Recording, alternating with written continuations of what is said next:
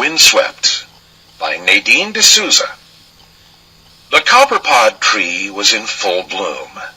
Vibrant and vivacious, it swayed gracefully from side to side, sending down a shower of copper-yellow petals. "Gosh, you're beautiful!" exclaimed the other trees. The copperpod tree stood up straight and rustled its leaves, clearly enjoying the attention.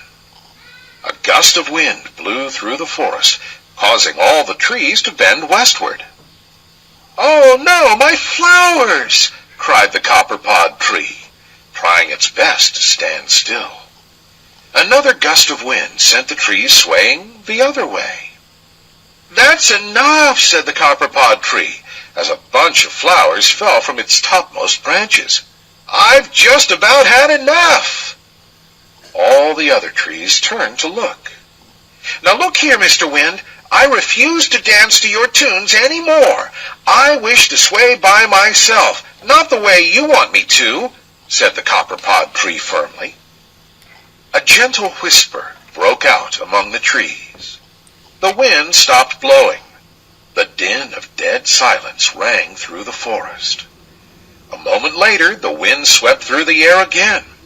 It circled around the trees and made a whooshing sound, but it never touched the copperpod tree. The copperpod tree watched the other trees giggle as the wind tickled their branches.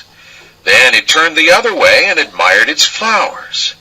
Out of the corner of its eye, it looked to see if any tree was watching, but they were all dancing with the wind. The copperpod tree tried to ruffle its flowers, but it couldn't. It tried to shake its branches, but it couldn't. It tried to lean closer to the other trees, but it couldn't. All it could do was stand still.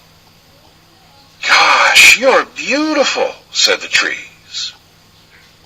A few days later, the copperpod tree opened its tired eyes with a glimmer of hope. But the other trees were looking elsewhere. They were looking at the gold-mower tree, which was ablaze with fiery red flowers. It was scattering its petals in the air like tiny sparks of fire. The wind blew around it, tussling its branches and making its flowers flush and even brighter red. Nobody paid any attention to the copperpod tree, which was all bent now. There wasn't a single copper-yellow flower on it. Dried flowers and leaves still clung to its branches. The copperpod tree let out a groan. Its trunk was hurting from standing so still. It longed to sway at least once, but the wind refused to even come near it. "All right, Mr. Wind, I'm sorry. The truth is that I need you," sighed the copperpod tree.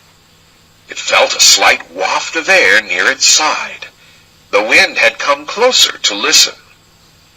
"I know I'm a big, beautiful tree with lovely flowers and healthy branches and a nice, strong trunk.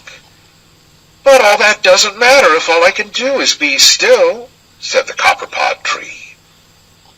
"I want to sprinkle my petals over the little children that sit beneath me.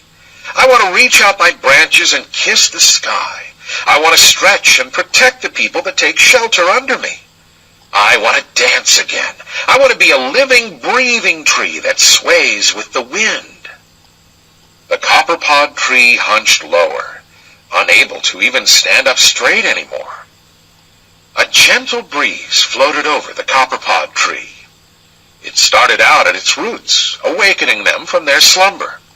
It traveled upward, wrapping itself around its trunk and permeating through its gnarled branches. It gave the tree a little shake, causing its dried flowers and leaves to fall away. It nuzzled the little flower buds which started blooming. The wind encompassed the copperpod tree in a giant hug and swayed with it in a soft, gentle dance. The copperpod tree threw its branches around the wind and danced like it had never danced before.